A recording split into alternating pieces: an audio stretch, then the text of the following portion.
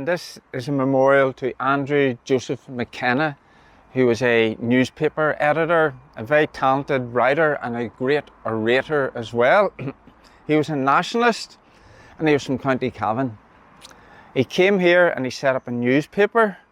He was a very liberal nationalist and he had a bit of a fallout with the Catholic Church, which was getting more autocratic and controlling. So he went and set up his own newspaper, which he gave the evocative name the Northern Star, because that name had been used before by the United Irishmen for their radical Republican newspaper. The Presbyterians of the 1790s in Belfast. So he ran that very successfully. It was a popular paper, and as you can see from this very grand memorial, he was a man of some substance, and he lived in Hollywood as well. So he was very, very successful. He managed to make money out of his talents.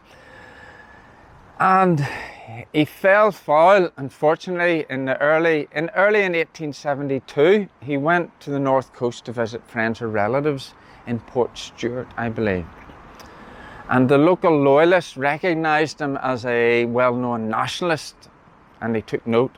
And the next day, when he was going back to get the train to Belfast, they were there waiting for him. And he was beaten up very badly.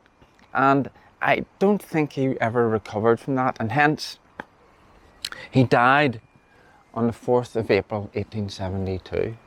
And there was a grand funeral procession the whole way from Hollywood, where he lived, to Friars Bush. And the funeral mass, the funeral service, was officiated over by Bishop Patrick Dorrian, the man with whom he couldn't agree. So I've tramped my way in through the nettles here, which are nearly shoulder high, to have a look at an unusual feature of this memorial to Andrew McKenna. There is a panel here which has been sculpted, and it contains all of the symbols of Ireland, all of the classic symbols of Ireland. We've got an Irish wolfhound, a Celtic cross, a round tower, we've got a harp, and in the background there's a little church as well. But it's puzzling. It's very crudely done, like the sort of standard that I would be able to do, maybe. Whereas the rest of it, although it's very weathered, is very finely finished. I don't understand why this is done in such a crude and basic manner. So it's a bit of a mystery of this, but still, nonetheless, it's a lovely arrangement. I just wish it was better quality, really, to fit in with the rest of the memorial.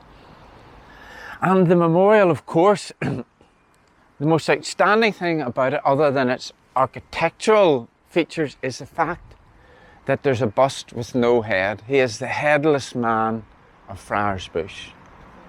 And sometime in the 60s or maybe the 70s, a vandal took the head off him. And whenever here was being renovated, when graves were being cleared in the 1980s, the head was found. And there's actually a photograph of somebody standing holding it. So I see a future campaign, bring back the head of Andrew McKenna.